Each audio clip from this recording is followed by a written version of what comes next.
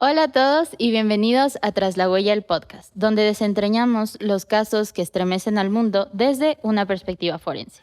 Soy Juliana Saavedra y junto a mi compañera Renata Zubia les traemos un caso que hace ver la forma más oscura del ser humano, el caso de Chris Watts. ¿Están listos para empezar? Tras la Huella, el podcast.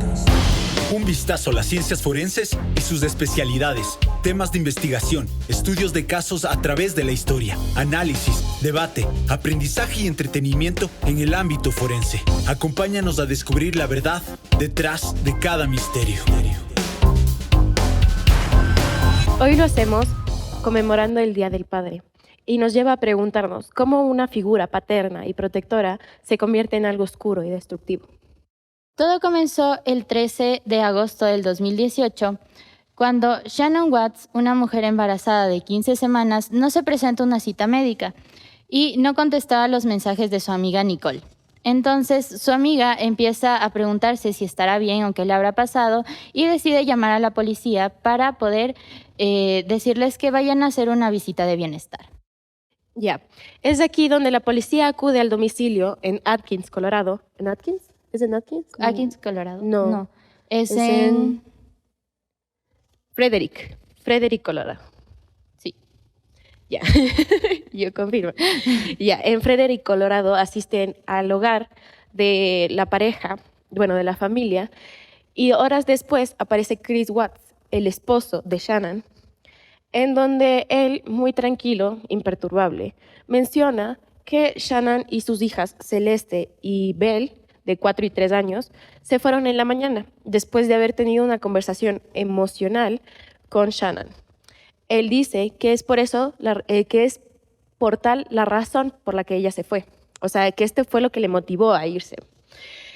Pero algo no encajaba. Él estaba muy, muy tranquilo como para haber recientemente perdido a su esposa y sus 2 hijas. Es ahí entonces donde los investigadores empiezan a encontrar inconsistencias dentro de la casa.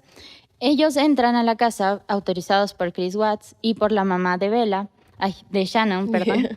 Entonces ellos entran y empiezan a ver que la casa se encontraba en orden, muy ordenada. Pero las pertenencias de Shannon estaban dentro de la casa, su cartera, su celular, sus llaves, incluso sus medicamentos, ya que ella tenía una enfermedad. Es algo con lo que ella no saldría si es que no estuviera como lista para irse a algún lado o se querría escapar, como lo mencionaba Chris.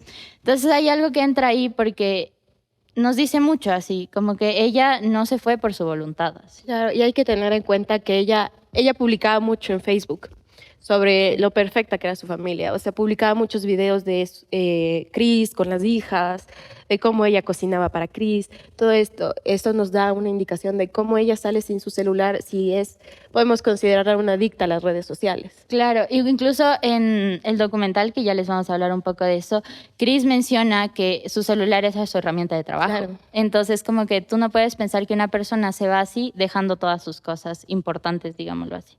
Pero bueno, es aquí en el punto en el que Chris comete un error. Él decide hablar con la prensa, con los medios, y todos notan algo extraño, algo muy, muy extraño.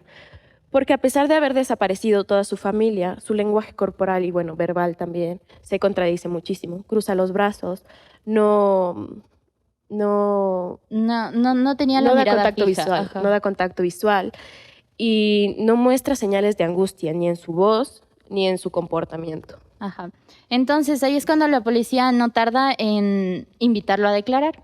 Pero antes de esto también empiezan a revisar cámaras de seguridad del vecindario, registros de llamadas, de mensajes, cuentas de banco. Entonces ahí aparece un factor clave en esta investigación. Un vecino tenía una cámara de seguridad, justo el vecino de al lado. Entonces el vecino fue el que accede a que vean las cámaras de seguridad. En esta se ve a Chris cargando cosas muy temprano en su camioneta. Así. Entonces era un poco raro porque incluso el vecino dice como, él siempre estaciona su camioneta acá, pero ese día la estacionó acá, entonces él empieza a decir como que no, es que yo tenía que cargar las cosas y así se me hace más fácil. Entonces fue como que una pista clave porque en esa mañana no todo estaba yendo como normalmente lo hacía. Incluso el vecino como que sospechó algo en su actitud. Hay que aclarar que, bueno, voy a aclarar las posiciones de la camioneta porque uno se puede llegar a confundir. Él parqueaba usualmente la camioneta como en la vía peatonal, en la vereda Sí, de la casa, pero ese día la metió al garage. al garage, ajá. La metió al garage y es ahí donde surgen las dudas. Lo que hicieron los investigadores fue ver estas grabaciones junto a Chris Watts. O sea, le pusieron la computadora al frente de él para que él viera las grabaciones al simultáneo y es ahí donde su actitud cambia por completo. Él comienza a dudar, comienza a mostrarse un poco más nervioso de lo que usualmente estaba. Y es ahí donde el vecino, el mismo vecino que mostró las cámaras, menciona, yo nunca lo había visto así, él nunca se comportaba así. Y aquí llega el punto decisivo de la investigación. Chris accede a someterse al polígrafo por una experta del FBI llamada Tammy Lee. Ujú.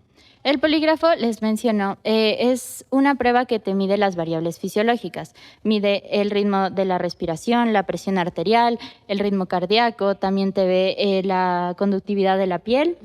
Entonces, es una prueba que básicamente registra cómo tú mientes así, o cómo una persona llega a mentir.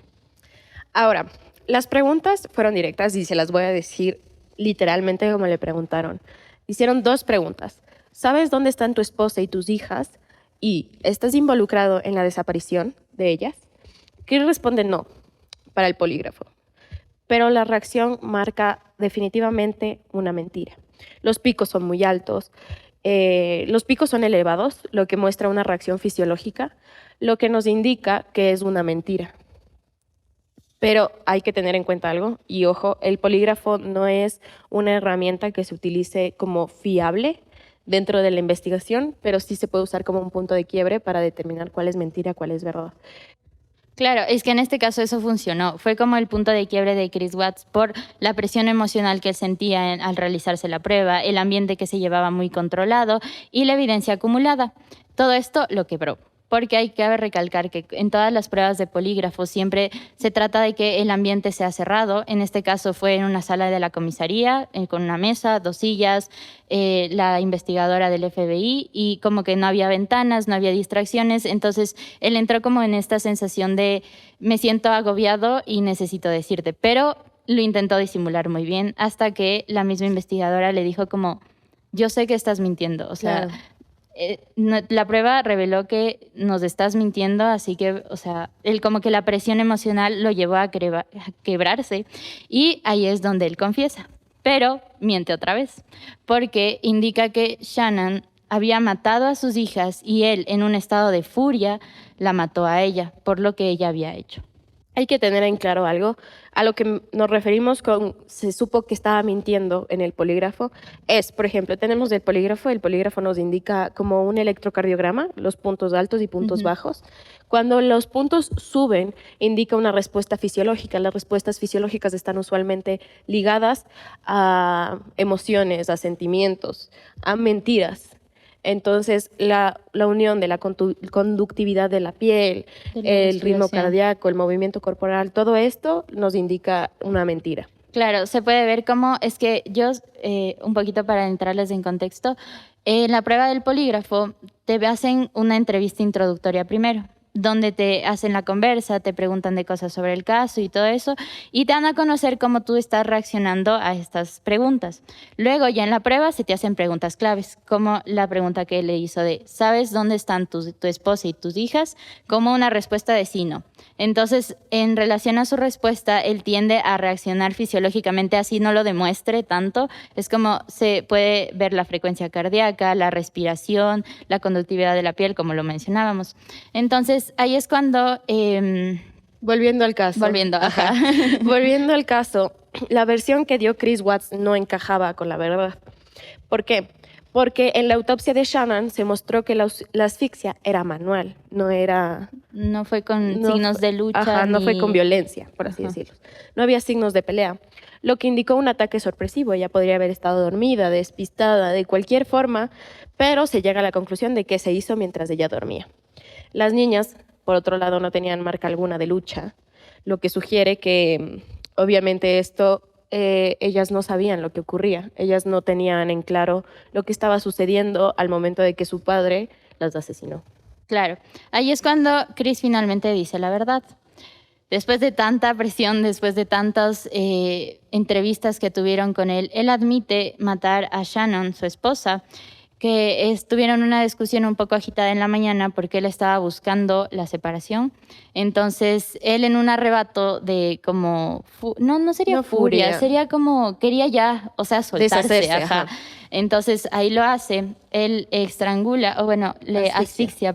asfixia en su cama, la deja ahí, la envuelve en una sábana, mete a su esposa en la sábana dentro de la camioneta, la pone en el piso y también a sus hijas, a sus 2 hijas, Bella y, y Celeste. Celeste. Ajá. Sí. Bueno, le decían Sisi. Ella, Bella sí. y Sisi, ajá. Entonces él empieza a conduce 45 minutos hasta un sitio petrolero donde él trabajó esa mañana, el anterior día, y ahí decide, bueno, Cometer lo impensable. ajá. Ahí comete lo impensable, que es, matar, asesinar a las 2 niñas, asfixiándolas, creo que también. Sí. Las asfixia con una manta y las arroja a un tanque de crudo. Con el cuerpo de Shannon, unos metros más allá, la enterró bajo poca distancia, o sea, no la enterró esforzándose Ajá, mucho. no O sea, excavó mucho, ajá. le enterró superficialmente y a las 2 niñas los arrojó en un tanque de crudo, lo que esto nos indica que fue un crimen premeditado, meticuloso y completamente controlado. Claro, y ahí es donde también hablan las ciencias forenses. Hicieron análisis de ADN, residuos químicos, vieron las fibras y las huellas en el auto, que todo confirmó este relato final. Pero también dejó muy al descubierto la frialdad con la que Chris había cometido este crimen. Desde una perspectiva criminológica, Chris Watts se ve como un narcisista instrumental. Un hombre que prefiere eliminar toda su vida pasada para no tener que pasar por el divorcio, por las peleas, por el dinero, como mencionabas tú. Por todo esto, prefirió no hacerlo y prefirió tomar el lado que podría decirse que en su mente se veía el más fácil. Él, obviamente, tenía una relación extramarital, que, como me mencionabas antes de empezar, fue la amante, quien se ajá. acercó a la estación de policías a confesar que tenía esta relación. Y en lugar de asumir la responsabilidad y luchar contra el divorcio o luchar para el divorcio, eliminó todo rastro de su vida anterior, incluyendo sus hijas. Y lo perturbador de este caso es con la calma con la que él lo hizo. Claro, es que incluso en entrevistas, que se ve mucho en el documental, le preguntan varias veces, así como que tú tenías otra relación, estuviste con otras mujeres, porque en los mensajes que se veían de sus chats, ella le preguntaba muchas veces como que, ¿estás viéndote con alguien? ¿O estás durmiendo con alguien? Claro. ¿No? Porque obviamente unos 3 meses, o sí, de 3 a 5 meses antes del crimen, ya se veía una inestabilidad en la relación y Shannon la tenía muy presente. Incluso creo que justo esta chica, esta amiga que denunció, ella tuvo una conversación con la amiga, diciéndole como que creo que me está engañando, o sea, creo que él me está engañando y ellas planean una noche en la que ella le vuelve a reconquistar. Sí, es verdad, claro. Y entonces ahí se ve como que todos estos factores de las mentiras en Chris, porque pudiendo decir sí, o sea, él quería como, yo lo veo desde el punto de vista como que él quería verse no tan culpable así. Obvio. Entonces como que empezaba con, no, yo no tengo un romance, esto que lo otro. Y ahí es cuando su amante sale a la policía preocupada igual por todo lo que está pasando, porque el caso se hizo muy mediático así. Era un pueblo muy chiquito. Ajá. Era un caso súper grande de desaparición, entonces empezó a salir en todos los noticieros, la gente ya sabía y ella preocupada fue como a decirme, yo tenía una relación, pero lo que él le decía a ella era que se estaba separando de su esposa. Claro. Entonces nunca le dijo como que sigo con mi esposa, pero vamos a ver, así, no, era como ya me separé, o sea, me estoy ya en el camino del divorcio, así. Entonces, bueno, ahí es como nos entra la pregunta de cómo se convierte un padre amoroso, porque como mencionaba Rena, tiene en todos los videos de Facebook que publicaba Shannon, se veía que él era un padre súper amoroso, que les cuidaba, sus hijas lo adoraban, o sea, incluso se muestra un video donde su hija, ¿era Bella o era Sisi? Bella, ajá, canta una canción como diciendo mi padre es un héroe y todo eso. Entonces, ¿cómo alguien se convierte en el asesino de sus propias hijas? Así, ¿qué se tiene que quebrar dentro de una persona para que esto pase así? La psicología forense ahí apunta a un término que se llama el familicidio, que es donde una persona usualmente un hombre, mata a su familia para hacer esto de empezar de nuevo. O para evitar las consecuencias sociales también. Y claro, Watts quería eso, o sea, no quería enfrentarse a un divorcio, no quería enfrentarse a las deudas, a los problemas, al escándalo de la sociedad, digamos que cuando una pareja se divorcia, incluso también viéndole desde la perspectiva de él, como que no quería enfrentarse al escándalo de la reacción de su esposa porque ella estaba muy enganchada en su matrimonio. Sobre todo teniendo en cuenta que vivían en un pueblo muy chiquito. Claro. Que dicen, pueblo chico, infierno grande. Ajá, sí, exacto, así. Pero bueno, les voy a contar un dato que es usualmente lo que desgarra más de este caso y de lo que muestra a Chris como una persona frívola y muy, muy fuera de sí al momento en el que cometió los homicidios. Él primero mató a Sissy.